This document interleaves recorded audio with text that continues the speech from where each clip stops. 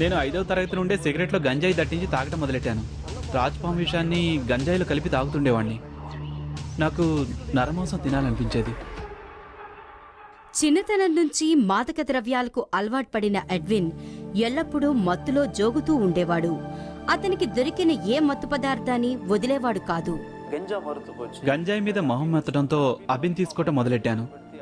రోజు దాన్ని తాగి తాగి విసుగొచ్చింది. అది నాకు మత్తు కలిగించడం మానేసింది. అప్పుడు చరస్ మొదలెట్టాను. అది పనిచేయకపోవడంతో నేరుగా నరాల్లోకి డ్రగ్స్ ఎక్కించుకునేవాడిని. ఆ రోజుల్లో అందుబాటులో ఉండే ప్రోడాన్ అనే మత్తు టాబ్లెట్లను మింగేవాడిని. ఆ టాబ్లెట్లు 3కు మించి మింగితే చచ్చిపోతాం. కానీ అవి కూడా నాకు ఏమాత్రం సంతృప్తినివ్వలేదు. అడ్విన్ కి ఏ మత్తు పదార్థమైనా ఎక్కువ కాలం పనిచేసేది కాదు. అందుకే అతడు నిరంతరం కొత్త వాటి కోసం వెతుకుతూ ఉండేవాడు. తమిళనాడులో దొరికే అన్ని రకాల మారక ద్రవ్యాల్ని వాడి చూశాను. అవేవి నాకు చాలలేదు. దాంతో ఏం చేయాలని ఆలోచించి పాము కాటు కోసం ముంబై వెళ్ళాను. వాళ్ళక్కడ 4 పైన 3 సార్లు పాముతో కాటే ఇస్తారు. అప్పుడు భలే మత్తెక్కుతుంది. అయితే నేను వేరే విధంగా ఆలోచించాను. గంజాయిలో పాము విషయాన్ని కలిపి తీసుకుంటే ఎలా ఉంటుందా అని నా ఆలోచనను మనసులోనే దాచుకున్నాను. నా స్నేహితులు ఎవరితోనూ చెప్పలేదు. ఎడ్విన్ పాముల వాడిని కలిశాడు. అతడి నుంచి పాముల గురించి, వాటి ప్రవర్తన గురించి బాగా తెలుసుకున్నాడు. అప్పటి నుంచి ఎడ్విన్ స్వయంగా పాముల్ని పట్టడం, వాటిని తినడం మొదలుపెట్టాడు. నాజర్ అని నాకు ఒక క్లోజ్ ఫ్రెండ్ ఉండేవాడు. అతనికి పాత సామాన్లమ్మే దుకాణం ఒకటి ఉండేది. నేను పాముల్ని పట్టుకున్నప్పుడల్లా అతని దగ్గరికి వెళ్లేవాడిని. అక్కడ వండుకోవడానికి స్టవ్ ఒకటి ఉండేది. నేను తీసుకెళ్లిన పాముని 18 ముక్కలుగా కోసి వండేవాణ్ణి. అప్పట్లో బాగా పేరున్న మోడర్న్ బ్రెడ్ తో కలిపి దాన్ని తినేవాణ్ణి. ఎడ్విన్ పాముల్ని తినడమే కాదు, వాటి విషాన్ని మత్తు పదార్థాల్లో కలిపి తీసుకోవడం మొదలుపెట్టాడు. జంతువుల్ని తినడం, మాదక ద్రవ్యాల్ని సేవించటం, క్రూర మృగాల్ని రక్తాన్ని సైతం తాగటం, ఇన్ని చేస్తున్నా ఎడ్విన్ కు సంతృప్తి కలగడం లేదు. దాంతో అతడు ఎవరూ ఊహించని సరికొత్త దానికోసం వేటాడటం మొదలుపెట్టాడు.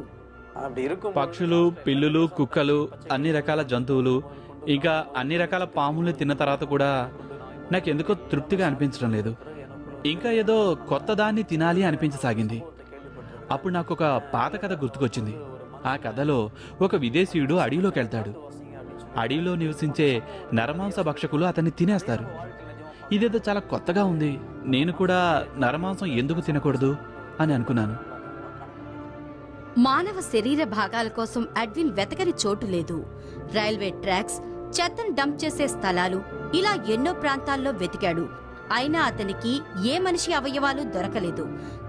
దాంతో అతనిలో అసహనం పెరిగిపోయింది. అది తప్ప తనకు మరేదీ సంతృప్తి ఇవ్వదనే పిచ్చిలో ఉన్నాడు. నిరాశ నిస్పృహలతో అతడు ఆత్మహత్య చేసుకోవాలనుకున్నాడు. మత్తు పదార్థాలతో నాకు కావాల్సిన తృప్తి లభించకపోవడంతో జిల్లేడు చెట్టు పాలు తీసుకుని తాగేశాను. ఇలా బతకడం కన్నా చావటమే మేలు అనుకున్నాను. నేను తాగుతున్నప్పుడు నా స్నేహితులంతా చూస్తూనే ఉన్నారు. వారిలో నన్ను ఆపే ధైర్యం ఎవరికీ లేదు. నా దగ్గరికి వస్తే కొడతానని వారికి తెలుసు. కొంతమంది స్నేహితులు ఏడుస్తున్నారు. ఆ పాలు తాగిన తర్వాత నేను ఇంటికెళ్ళి పడుకున్నాను. నిద్రలోనే చనిపోతాను అనుకున్నాను. కానీ అలా జరగలేదు. మరోవైపు మత్తు మరీ ఎక్కువైంది.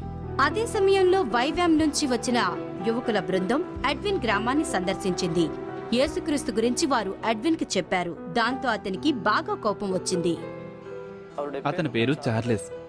యేసుక్రీస్తు గురించి ఆయన నాతో చెప్తుంటే ఎన్నో ప్రశ్నలు అడిగాను. యేసుక్రీస్తు గురించి ఆయన ఎంతో ఓర్పుగా చెప్పాడు. నేను ఈ వ్యక్తిలాగే ఎందుకు ప్రశాంతంగా ఉండకూడదు అనే సందేహం నాకప్పుడు కలిగింది. అదే ప్రశ్న నా మనసులో మెదులుతూ ఉండగా నేను ఇంటికెళ్ళిపోయాను. రాత్రంతా ఎడ్విన్ కి నిద్ర పట్టలేదు. నిద్ర రావటానికి నిద్ర మాత్రలు మింగాడు. అవి పనిచేయలేదు. సరిగ్గా అర్ధరాత్రి యేసుక్రీస్తును సిలువ వేసిన దృశ్యం అతనికి కనిపించేసరికి షాక్ అయ్యాడు. క్రీస్తు గాయాల్ని, వాటి నుంచి కారుతున్న రక్తాన్ని చూసి ఎడ్విన్ ఏడ్చాడు. అంతకుముందు చార్లెస్ చెప్పిన ప్రేమ, క్షమాగుణం అతనికి గుర్తుకు వచ్చాయి. సిలువపై యేసుక్రీస్తును చూడగానే నేను మోకరిల్లి చాలాసేపు రోధించాను. అప్పుడే నా జీవితాన్ని యేసుక్రీస్తుకు అర్పించాను. ఇలా చేసిన తర్వాత నా మనసు చాలా తేలికైంది. నేను మోస్తున్న భారాన్ని తొలగించినట్లయింది. నాకెంత ఆనందం కలిగిందో నా మాటల్లో చెప్పలేను. పట్టలేనంత ఆనందం, సంతృప్తి నాకు కలిగాయి. ఏ డ్రగ్స్ వల్ల దొరకనిది నాకు ప్రభు దగ్గర లభించింది. మర్నాటి నుంచే యేసు కృపతో ఎడ్విన్ కొత్త మనిషి అయ్యాడు. చార్లెస్ సహాయంతో అతను యేసుక్రీస్తు గురించి మరింత తెలుసుకుని మరింత విశ్వాసం ప్రకటించాడు. అందరి సమక్షంలో యేసుక్రీస్తును తన సొంత రక్షకునిగా స్వీకరించాడు.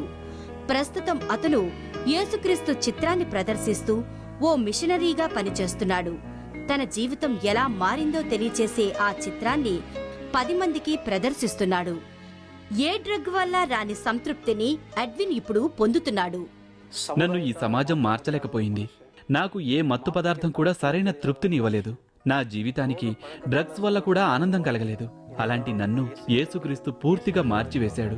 ఇంతకు ముందు ఎన్నడూ లభించని సంతోషం ఇప్పుడు నాకు దక్కింది. యేసుక్రీస్తు నా జీవితంలోకి అడుగుపెట్టి నిరంతరం నన్ను నడిపిస్తున్న దేవుడు.